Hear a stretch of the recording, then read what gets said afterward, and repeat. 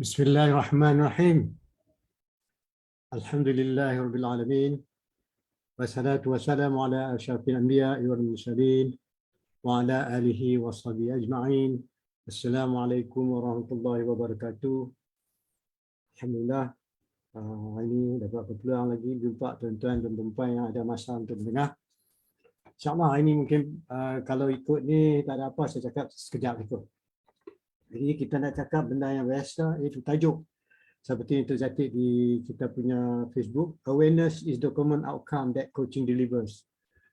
So yang common sekali is seorang coach dia akan cuba create awareness, kesedaran. Melalui kesedaran adalah salah satu tool untuk membantu coachee mencari dia punya solution secara rambang.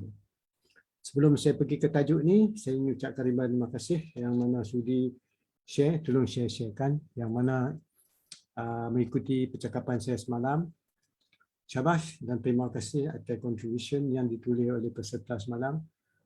Sangat-sangat berguna. Dan harap maklumat tentang suara, gambar jelas di mana anda berada memang membantu saya menyampaikan persembahan saya tanpa ganggu. Jadi terkadang-kadang saya take time nak adjust balik.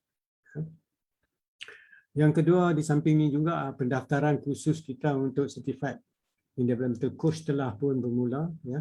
Kita insyaAllah kalau tidak apa halangan kita akan mula pada the first intake for 2022 this March.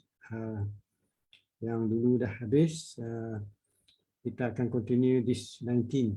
Ada juga beberapa sahabat-sahabat kita yang aktif di dalam Facebook pun join. Alhamdulillah, saya ucapkan syabas. Kerana orang ni dah bijak lah, dah pandai dah. Tapi dia pun masuk lagi. Itu saya pun macam belajar juga lah kan. Tak pandai. Jadi saya ucapkan tanya yang mana membuat keputusan untuk mengikuti. Walaupun begitu lama keputusan diambil untuk mengikuti kursus developmental coaching. Yang ketiga, ya, jika sekiranya ada pertanyaan apa yang saya cakap di sini, apa yang kita bincangkan di sini, sila jangan malu tulis. Ya, kalau saya tak tahu, saya jawab saya tak tahu. Dan kita pekat-pekat bagi jawapan ya, yang sebenarnya kalau boleh. Dan keempat, sekiranya masih ada yang berminat, sila hubungi untuk kursus sama ada UPM saya yang mengetahui. Sila kontak yang mana saya telah keluarkan iklan dulu. Ikut dalam iklan, hantar WhatsApp kepada nombor yang diberikan. Sebab tak payah call, cuma WhatsApp. Jadi WhatsApp senang mereka boleh memberi jawapan pada setiap pertanyaan. Kita mengalu-alukan, kita masih buka untuk mereka yang berminat. Ya, seringkali kita mendengar perkataan buka diguna pakai, tapi buka diguna pakai hanya sekadar untuk to describe, nak menceritakan apa dia V, apa dia U, apa you C, apa dia A. Tapi kita sedikit sangat memberi penjelasan bagaimana untuk mengatasinya.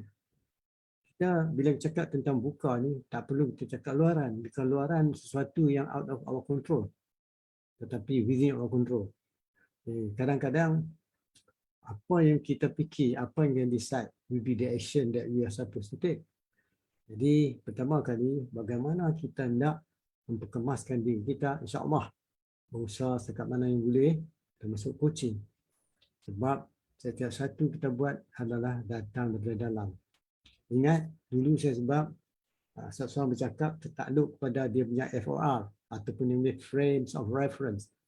In fact, frame of reference is a combination of social, emotional, perasaan kita dan cognitive development dan pembangunan pemikiran, logik. Jadi secara tak langsung, frame of reference is the way how we think. How we think. Jadi FOR itu ialah bagaimana kita berfikir sebenarnya. Jadi pada peserta yang telah mengikuti percakapan saya ini, tentu mereka boleh memahaminya. Tentu mereka lebih appreciate sekarang ni. Now they can look back what they have learned and what they see now, what the different when they think before, and what is good, what is need further to think currently to in order to overcome the coming situation that out of our control. Yang keserunya, saya akan bercakap tentang awareness. Dia dah terdapat sekurang-kurang general anywhere, in any coaching dia terdapat tujuh area. Dalam buku saya Mudahnya Coaching Mentoring, saya dah sebut 7 nilai-nilai atau prinsipal dia dalam coaching. Jadi area-area ni yang disentuh. Apa coaching sekalipun. Sama ada you pakai positif psikologi, sama ada you pakai solution focus, sama ada you pakai ontological coaching, macam-macam. Semua tak lari pada 7 areas tu. Keseluruhan 7 areas yang saya maksudkan itu ialah salah satunya bila kita coach is to create awareness. Dan yang kedua, responsibility. The coachee should know that it is his or her responsibility to find the solution, to find the answer, to develop yourself, to find the objective. This is the coach's responsibility. And number 3, of course, how we see ourselves in terms of self-belief. Keyakinan diri kita. This self-belief ni somehow rather in relation to the values that you uphold. Yang sering kali saya cakapkan terdahulu. Ini merupakan the matching up the whole thing, all the element that I mentioned in the coaching punya tools diguna pakai. Yang keempat, cuba. Because kita selalu buat satu, kita mesti equate something. You know, I cannot do this because of this. I cannot do this or cannot do this. Another terminology being used in developmental coaching, we say is other dependent. So we say other dependent, mean to say, he himself cannot make decision. Sebab tu ada perkataan kata, the worst person is a person when they feel they blame others. Ada satu kata-kata. Cara tak langsung, I mean, macam kita ni, we cannot make our own decision. We depend on others. That memang 60% of the world. Many people in the world are having this kind of kepercayaan. Right? That means it depends. When we ask satu, it depends. Everything is depend. Right? But ada element that kita miss in, how you go about to overcome that is by building ourselves to a region, to area in social emotional development. We call it self-authority. Tak lari, dia timbul. Maka di sinilah nilai-nilai yang dikatakan, yang kita utarakan penggunaan the coaching. Yang kelima, of course, everybody is looking for a solution, but we are not asking you to find the solution. We are asking you to find the how that you can bring yourself to the solution. See the different thing. So the more mature, the more qualified, the more experienced coach understand this. So because we are not doing the solutioning, right? We explore, give the awareness, and make sure the person take responsibility. That means everything yang dia buat tu adalah dia punya responsibility. Dan yang keenam, of course, everything there's a challenge because under the process, pemikiran proses, dia ada beberapa elemen. Iaitu yang dikatakan challenge ataupun unceasing change. Okey. Sesuatu yang berlaku tu tidak fix, dia selalu bergerak. It's always in motion. Jadi bila in motion, the question is how to overcome it, how to ride. Ataupun ada satu buku yang tulis Riding Against the Wave. Bagaimana kita, wave tu orang takut. Dulu tsunami orang sebut saja, sekarang ni orang dah faham apa tsunami. Jadi how we, dan sekarang ni orang mencari wave supaya dia orang main ski. Kan, main apa ni, water ski. Jadi kalau tak ada wave dia tak boleh. So dia searching for a challenge. So dalam coaching, coach akan menggunakan teknik challenge. Challenge question tu kalau kita dalam satu sudut, dia panggil process question. Question yang membuka minda seseorang. Ya, ulang sekejap.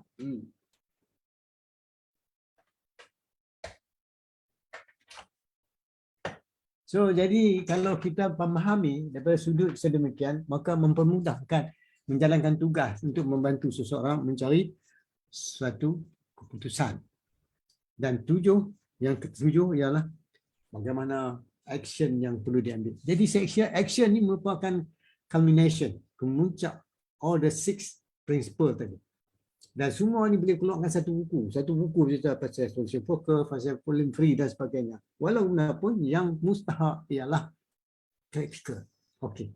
So hari ni kita nak cakap seperti saya kata, tajuk awareness is common, is the common outcome that coaching delivers. Jadi nak create, orang kata nak create awareness ni, kita mestilah memerlukan satu skill juga. Ya. Skill ni yang membantukan seseorang untuk memahami dan untuk menggerakkan sesuatu, sama ada dalam bentuk pertanyaan, sama ada body language, sama ada dalam bentuk other media of communication, dia memerlukan awareness. Jadi kalau kita buat tanpa mengikut awareness, maka kita ikut saja. Jadi kita tidak mau jadi pengikut saja, because we were born to be a leader.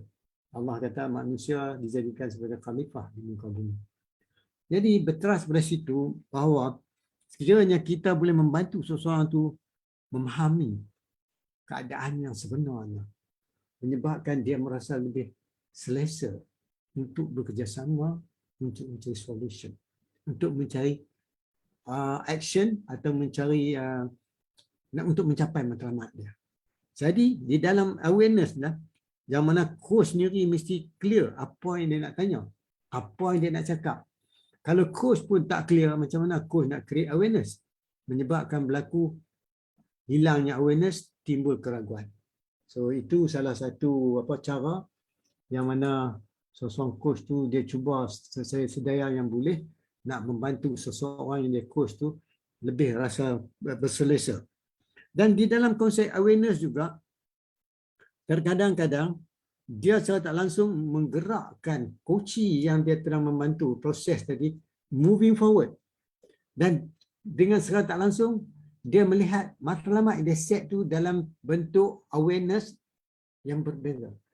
Bila terdapat bentuk awareness yang berbeza, maka dia akan membuat beberapa tindakan berbentuk changes, perubahan-perubahan yang bersesuaian dengan matlamat dia nak capai. Kalau sebelum coach tu tadi, belum dalam proses coaching tadi, pemikiran, pandangan, pendapat, ulasan, pengkajian, research dan sebagainya mungkin tak terlihat. Sebab apabila kita berlaku interaction between coach and coachee, yang mana dia panggil co-creating.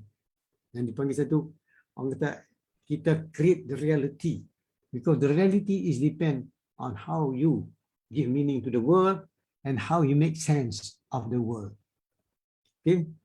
Ini sesuatu yang saya sampaikan is very simple. Ini merupakan macam siri orang kata ulangan, repetition. Apa yang sahabat-sahabat kita faham di depan sana. Jadi kalau sekiranya sahabat-sahabat sana ada soalan, sila kemukakan kepada saya. InsyaAllah mudah-mudahan saya akan jawab. Oh ya, now sekarang ni saya dah cakap lebih kurang 20 minit. Selamat datang Gesti. Selamat datang ya. Gesti ada di mana? Tolong maklum sama ada boleh melihat boleh mendengar percakapan dan gambar saya dengan jelas atau tidak. Saya ucapkan ribuan terima kasih lah kalau boleh maklumkan sedikit. Dan sekiranya benda ni bagus, Gesti tolong like, can comment, alright. So I very much welcome. Maka di sinilah ketujuh prinsipal ni membantukan seseorang menggunakan teknik coaching.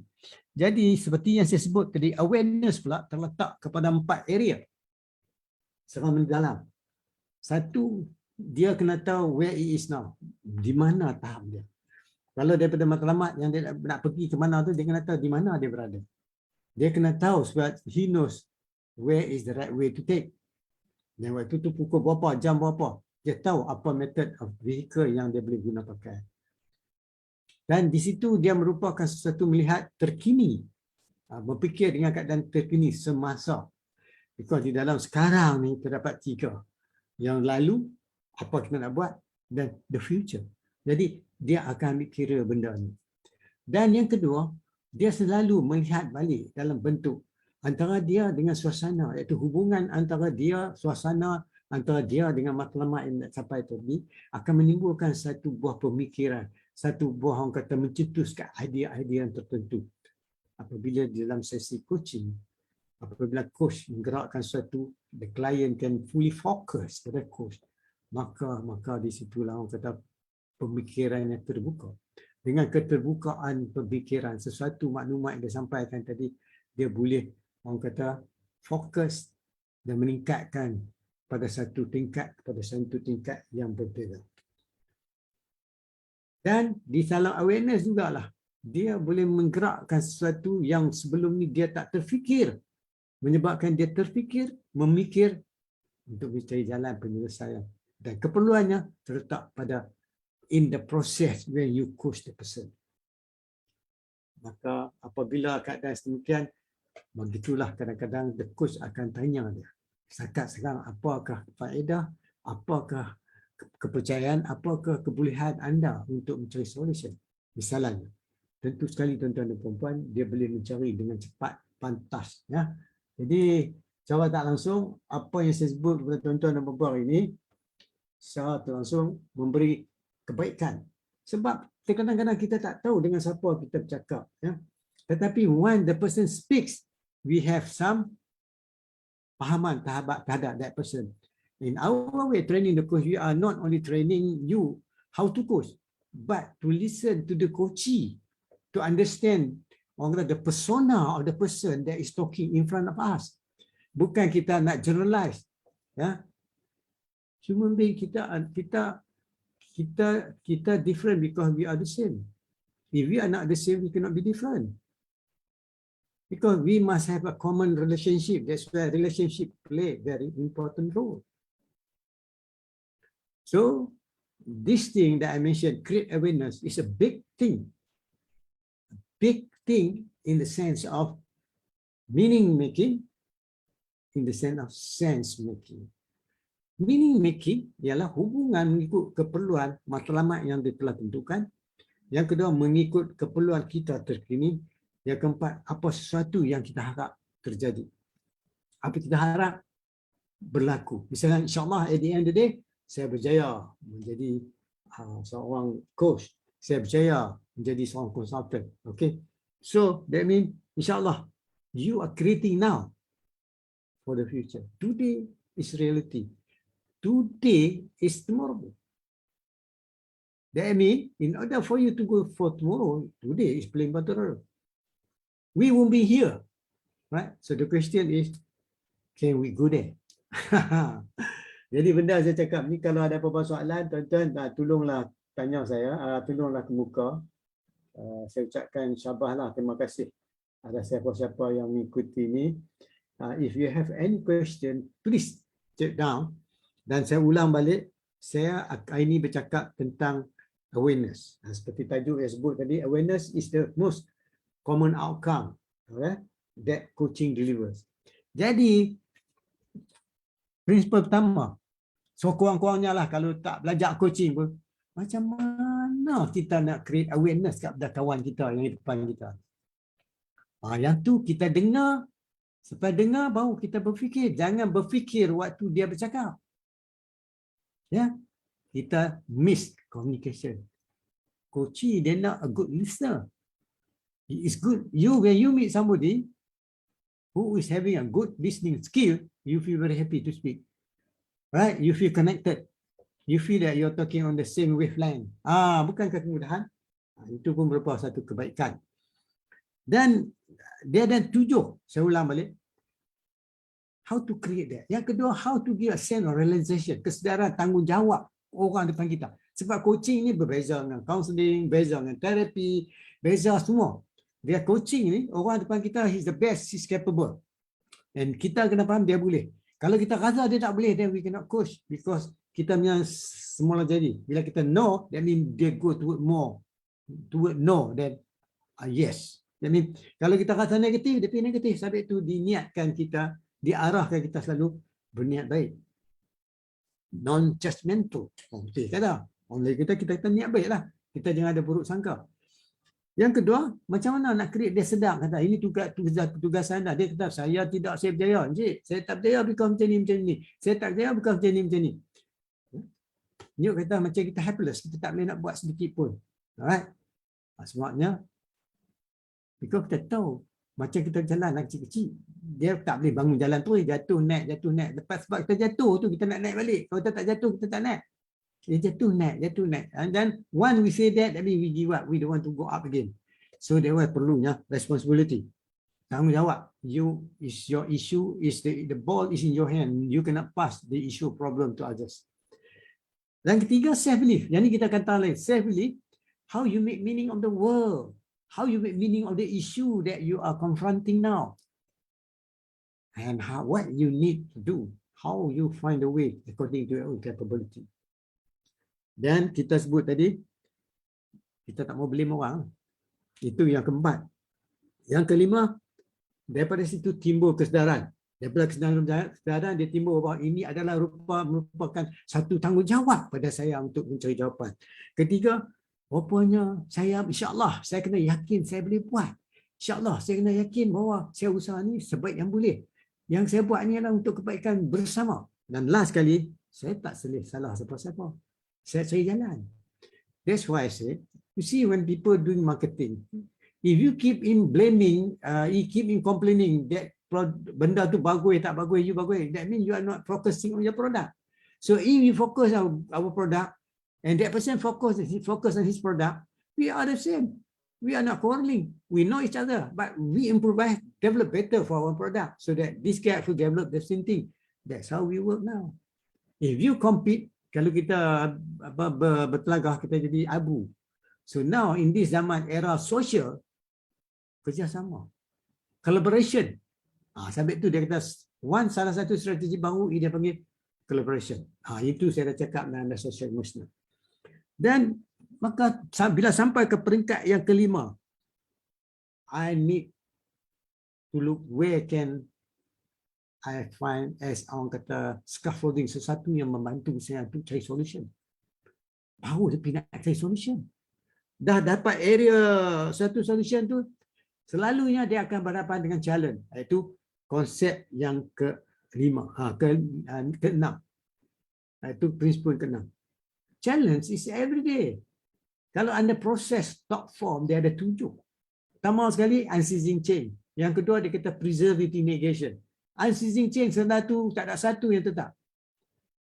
So, bila tidak satu yang tetap, answer sekarang tak akan sama. So, what you have is how to ask the good question so that you can overcome the situation. Dan berikutnya, di dalam challenge, dia memberi sesuatu. Kalau macam coin, dia ada dua kepala dan ekor. Kan? Dia mesti ada 2. So, one say yes, some say no. It is normal. If you understand, this is under the second process form, the preservative negation. There is something always around something that we do. Where I say yes, there's an element of no. Positive, negative is there. Because these two make world happy. Bayangkan kalau kita tak ada gravity, orang naik kapal bang tak boleh patah balik, tuan-tuan. Tak balik. Kalau tidak ada gravity. So how to harness the gravity so that we can come back? Sama juga. Dan last sekali, kita melihat bagaimana tindakan yang kita buat. Jadi ini keseluruhan ni dalam ketujuh yang sebut ni terdapat di dalam creating awareness. Sebelum kita pergi tiap satu yang terperinci. Saya ingat setakat itu saja hari ini saya cakap berhubung dengan iaitu how to create awareness. Dulu saya cakap dah sekali, kalau tuan-tuan tengok, please visit my YouTube under Syakir Mustafa Master Developmental Coach. Ada banyak YouTube ya berhubung dengan topik-topik dalam coaching. Rajin-rajinlah anda surf. Nanti saya akan masukkan di sini so that you can share to your friend. Sekarang ni saya nak tengok di Facebook kalau ada sahabat-sahabat kita komen dan sebagainya. Okey, terima kasih. Saya ingin ucapkan kepada Justi Ida. Terima kasih Tuan Hishamuddin Abdul Rahim. Saya tak tahu sama ada masih melihat atau tidak. Betul maklum suara dengar dan jelas atau tidak. Apa komen anda? Dan Syahira Rose is watching. Terima kasih Syahira. Okey, saya ucapkan ribuan terima kasih. Kalau ada apa-apa soalan, sila buat catatan. InsyaAllah saya akan cuba memberi jawapan kepada anda. Jadi sekurangnya saya tahu bahawa anda sedang melihat dan minta tolong share so that sahabat-sahabat kita yang belum lagi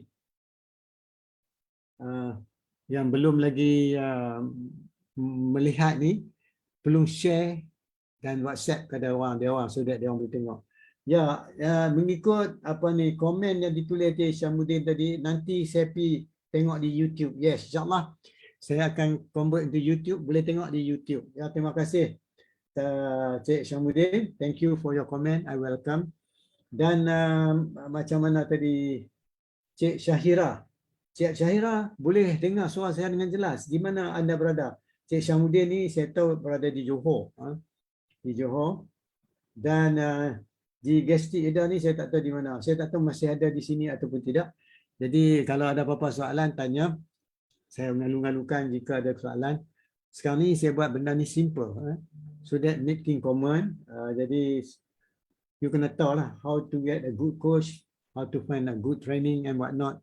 Banyak terdapat dalam Facebook, dalam ni, dalam semua ada. Jadi saya ingin mengalu-alukan lah pada sahabat-sahabat kita yang baru masuk, tolong share.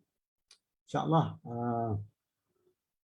kalau tidak keberatan, saya minta tuan-tuan boleh WhatsApp apa-apa tajuk yang you all rasa memerlukan penjelasan, ini tajuk ataupun anda dialu-alukan supaya memberi sikit pandangan, komen atas apa yang saya sebutkan tadi. Saya harap ketika coach explain number 6, 7 tadi, tadi ada baby girl katan. Okey, tak apa. Tak apa, saya ucapkan terima kasih doktor. Yes, you can listen back di dalam saya punya Facebook dan YouTube.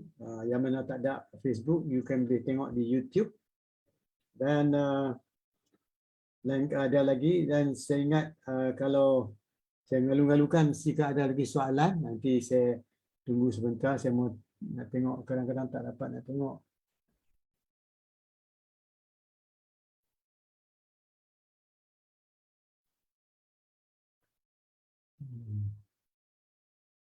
Okey.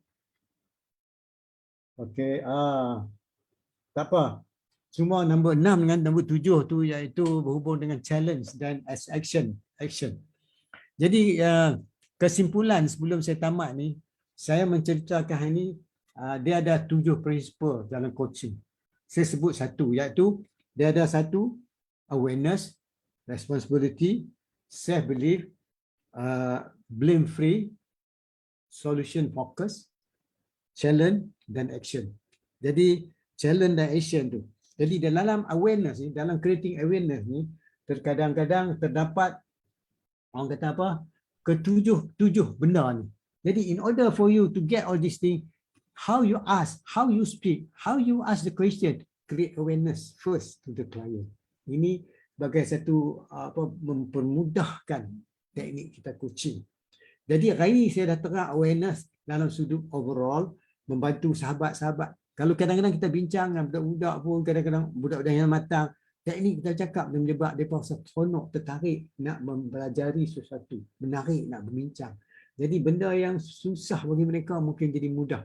Sebab kita mengatasi kadang-kadang kita sendiri ada block, kita ada mental block, dan kita tak nampak, dia kata blind spot dan sebagainya.